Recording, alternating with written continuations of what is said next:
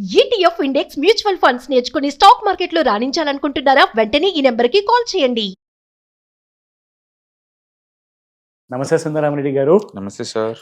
So గత 15 ఏళ్లలో మనం చూసుకుంటే ముఖ్యంగా మార్కెట్ పర్ఫార్మెన్స్ అంటూ చూసుకుంటే సైడ్ వేస్ పర్ఫార్మెన్స్ ఒక 10 సంవత్సరాల ముందు ఉంటే దాని తర్వాత లాస్ట్ 4 yearsలో మనం చూసుకుంటే it has been wonderful outperformer అని చెప్పుకోవచ్చు.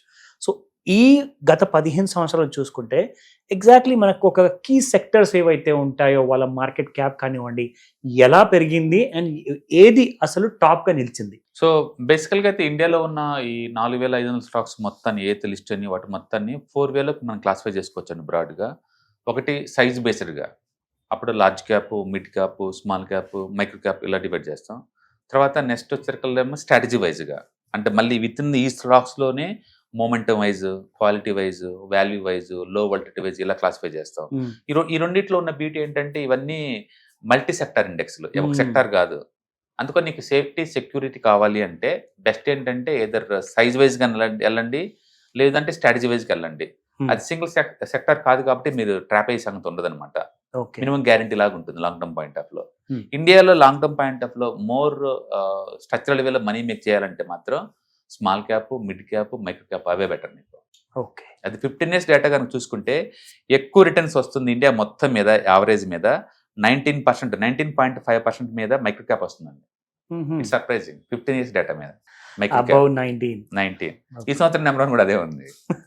Okay, and second one and 17% mid cap అండి, 17.2 చొప్పున mid cap, and 3 small cap 15% చొప్పున. అంటే మొత్తానికి ఇండియా సంబంధించి ఎక్కువ కాంట్రవర్సరీ, ఎక్కువ సార్లు వాలటిలిటీ, ఎక్కువ నెగిటివ్ మన టాకింగ్ కూడా ఎక్కువ ఉండే ఇండెక్స్ అంటే ఈ మూడే, micro cap and small cap and mid cap, ఇవే ఉంటాయి. రిటర్న్స్ కూడా ఇవే ఎక్కువ ఉంటాయి. వెరైటీ ఏంటంటే ఈ సంవత్సరం డ్రాప్ అయినట్లు కూడా లీస్ట్ డ్రాప్ అయింది ఈ మూడే. మళ్ళీ ఈ సంవత్సరం వరస్ట్ డ్రాపింగ్ అంటే అన్ని thematic. Defence all time high దగ్గర నుంచి 21% డ్రాప్ అయింది. అవునులేండి, మాస్డాకే దాదాపు 55% పడిపోయింది. కొచ్చిన్ షిప్ యార్డ్ కావచ్చు, నాస్డాక్ కావచ్చు, అన్ని బాగా దారుణంగా డ్రాప్ అయింది. అది విత్ ఇన్ మళ్ళీ 6 months లోనే. అండ్ ఎనర్జీ కానీ, యూటిలిటీ కానీ, ఆయిల్ అండ్ గ్యాస్ కానీ, పిఎస్యూ బ్యాంక్స్ కానీ, పిఎస్యూ కానీ, ఆటో కానీ, కమోడిటీస్ కానీ మొత్తం దారుణంగా 20% డ్రాప్ అయింది ఈ సంవత్సరం, ఈ 1 year ఆల్ టైమ్ హై దగ్గర నుంచి. అదే మైక్రో క్యాప్ డౌన్ అయింది కేవలం 5.2%. So this value in micros. మా అందరూ స్కేరీ అవుతారు మైక్రో క్యాప్ లో పెట్టాలంటే, చాలా భయపడతారు. అమ్మాయి జీరో అయిపోతే అవి క్వాలిటీ వేరు, మైక్రో క్యాప్ వేరండి. సైజ్ వైజ్ చిన్నవి ఉండొచ్చు కానీ క్వాలిటీ వైజ్ కాదనమాట. అలాగే మిడ్ మైక్రో కూడా అంటే లాంగ్ టర్మ్ పాయింట్ ఆఫ్ లో చూసినా, షార్ట్ టర్మ్ పాయింట్ ఆఫ్ లో చూసినా, నువ్వు 1 year, 2 years, 3 years, 5 years, 10 years, 15 years ఈ డేటా మొత్తం ఏ విధంగా నువ్వు అనలైజ్ చేసినా India meant for micro, small and mid లోనే ఉంది డబ్బంతా. వాటిలోనే వస్తుంది. డిస్కౌంట్ సేల్స్ కూడా వాటిలోనే వస్తుంది పానిక్ అయినప్పుడల్లా. బట్ ఆ పానిక్ అనేది డెకేడ్కి ఒక్కసారే, ఆ వచ్చేది ఎప్పుడో వచ్చింది కదని పానిక్ అందరూ దాన్ని అవాయిడ్ చేస్తారు. కానీ అంటే ఖచ్చితంగా పోర్ట్ఫోలియో ఎంతకంత అలకేట్ చేసుకోవడం బెటర్ వీటిలో. ఓకే, అండ్ లాస్ట్ 5 years మాత్రం థీమాటిక్ లో బాగా డబ్బు వస్తుంది డిఫెన్స్ అండి, బాగా వాలటిలిటీ అవుతుంది. అదే ఎక్కువ డబ్బు వస్తుంది కూడా. అది ఎంత అంటే ఈ సంవత్సరం 56% ఇచ్చింది ఈ 1 year లో. 2 years బ్యాక్ పెట్టిన వాళ్ళందరికీ 72% ఇస్తుంది ప్రయాణం, 72% ప్రయాణం. అంటే 5 years బ్యాక్ పెట్టిన వాళ్ళందరికీ 70% ప్రయాణం.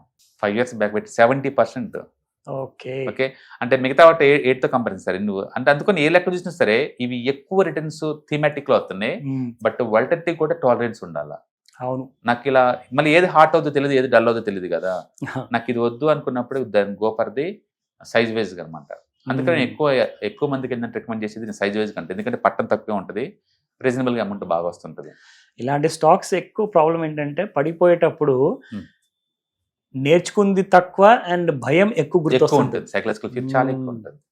It's a game of psychology. అందుకని మీరు ఎప్పుడైనా స్టాక్స్ ఇండివిజువల్ గా తీసుకునే బదులు కొంచెం అగ్రెసివ్ దీంట్లో ఉంటేనే బెటర్. స్టాక్స్ లో అగ్రెసివ్ ఉండే బదులు ఈ ఫీల్డ్ అలాంటిది. అవును, ఎందుకంటే దీంట్లో వాళ్ళు ప్రెస్ కాన్ఫరెన్స్ కండక్ట్ చేస్తున్నామంటే స్టాక్ షేక్ అవుద్ది. అవును, గుడ్ న్యూస్ కన్నా బ్యాడ్ న్యూస్ ఎక్కువ ఉంటాయి. సెబీ నుంచి నోటీస్ వచ్చింది, జిఎస్టీ నుంచి నోటీస్ వచ్చింది, గవర్నమెంట్ దగ్గర నోటీస్ వచ్చింది, యాంటీ కరప్షన్ బ్యూరో నుంచి నోటీస్ వచ్చింది, ఇవి ఎక్కువ అవుతున్నాయి. అంటే ఏదైనా స్టాక్ ఏదైనా ఈరోజు సాయంత్రం ప్రెస్ కాన్ఫరెన్స్ ఉందనగానే మార్నింగ్ నుంచే పట్టడం స్టార్ట్ అవుతున్నాయి. అంత స్కేరీ న్యూస్ అనమాట ఇవి అన్ని, న్యూస్ బేస్ మీద అంత దారుణంగా డ్రాప్ అవుతున్నాయి ఇవి. ఇక్కడ చూసింది ఏంటంటే ఇప్పుడు ఎఫ్డి సంవత్సరానికి 7.5% రిటర్న్స్ ఇస్తే రిస్క్ తీసుకున్న వాళ్ళకి, రీజనబుల్ గా హోంవర్క్ చేసుకున్న మంచిగా నేర్చుకున్న వాళ్ళకి గంట లోపల 5.5% వచ్చేస్తుంది. అవును, ధైర్యం చేయాలి. అవును so that's the key point. అవును. వెరీ ఇంపార్టెంట్ అండి. సో చాలా మంచి మాట చెప్పారు ఆ మాట. సో అందుకని ఏంటంటే కొంచెం అగ్రెసివ్గా కొంచెం వెల్త్ బిల్డప్ చేసుకుందాం అనుకున్న వాళ్ళకి ఈ డేటా ముందే చూసినప్పుడు మనకి ఏమర్థం అవుతుందంటే India meant for mid small micro ఎంతో కొంత అలొకేట్ చేయడం ద్వారా కొంచెం ఎక్కువ డబ్బు సంపాదించుకోవచ్చు అనమాట.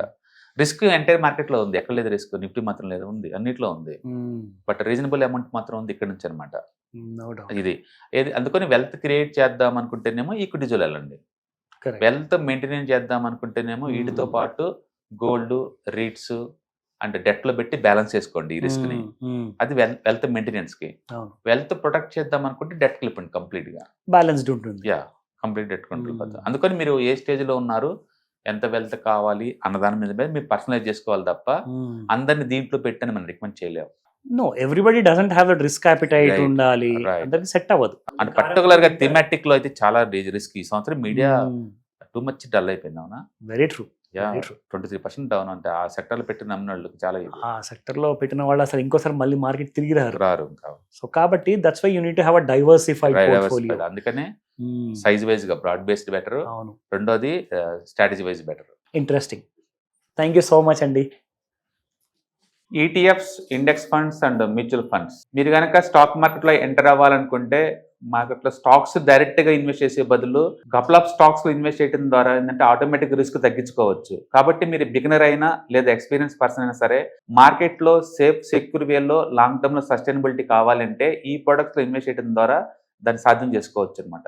కాబట్టి మీకు ఎవరికైనా సరే ఈ ఈటీఎఫ్స్, ఇండెక్స్ ఫండ్స్, మ్యూచువల్ ఫండ్లో ఇన్డెప్త్ నాలెడ్జ్ కోసం అండ్ గైడెన్స్ కోసం ఈ ట్రైనింగ్ ప్రోగ్రామ్ అటెండ్ అవడం ద్వారా మీరు మనీ మేక్ చేసుకోవచ్చు. కాబట్టి మీకు ఇంట్రెస్ట్ ఉన్న పార్టిసిపెంట్స్ ఈ వీకెండ్లో జరిగే వెబినార్ అటెండ్ అవడం ద్వారా ఇందులో ETFs, index funds, mutual funds అంటే ఏంటి, వాటిని ఎలా మనీ మేక్ చేసుకోవాలి, వాటిని ఎలా మేనేజ్ చేసుకోవాలి, వాటి గురించి కాంప్రహెన్సివ్ ట్రైనింగ్ మీకు ఈ ప్రోగ్రాంలో అందించబడుతుంది.